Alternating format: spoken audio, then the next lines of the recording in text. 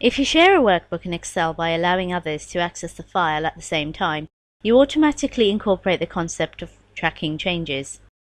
You'd want to track changes if you have multiple users, but also you may want to track changes if you're the only user. So then you need to know something about the feature called tracking changes. There's an option called track changes on the review tab. So if you're the only user, you highlight the changes.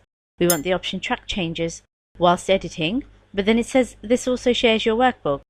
We may not want others to have access to this file, but if we save this file somewhere others can't get to, then it means nothing. The word is going to remain in the title bar once we complete this action by clicking OK.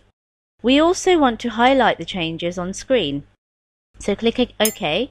This will save the workbook. Click OK. In the title bar we see the word shared.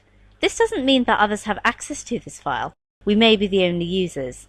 Let's make a change here and change this to 3. Press enter and you get the indicator. As we slide over the cell we see an indication to who made the change on a certain date and time. And we'll see what's happened here.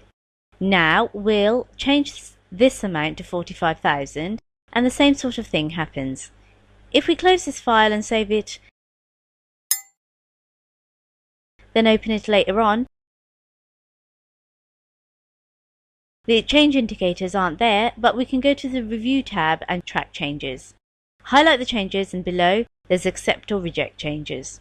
This is a shared workbook, so there could be other users. If there are, we'll go to highlight changes first, and then we want to highlight the changes on the screen, but we have the ability to check since we last saved all of them, or not reviewed since a certain date. There's some flexibility about when we're searching. We can search by everyone but me. We can also narrow your search to certain cells or ranges. We want to check everyone, highlight the changes on the screen, and list changes on a new sheet, a history sheet. Click OK. We now have a new history sheet that shows the changes that have been made, and this list would grow and grow over time. If there are different users, we'll see different names in column D. We'll have a complete record of what happened in this file, and we can also see all the cells which have been highlighted. That's where the changes have occurred. So over a period of time there'll be many changes in certain files. If there are multiple users, we will want to go to track changes, and depending upon how this file has been used, we may want to accept or reject the changes. This can even be done if we're only the single user ourselves. So we'll check all of these since a certain date and review some of these and click OK. Here's a change I made earlier. Do I want to accept it? If there are multiple users, you'll see 2 names here and you'll see what's happening. Maybe the different users have changed the same cell. There'll be an option to accept or reject. I've made many changes. I could accept from all, I could reject from all. I may want to accept this change, but on the second change I don't want to, so I'll reject that. So there's other options there.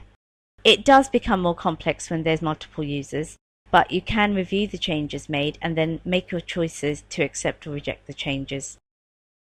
The feature track changes allows you to keep track of changes when you're the only user of the workbook or if there's multiple users.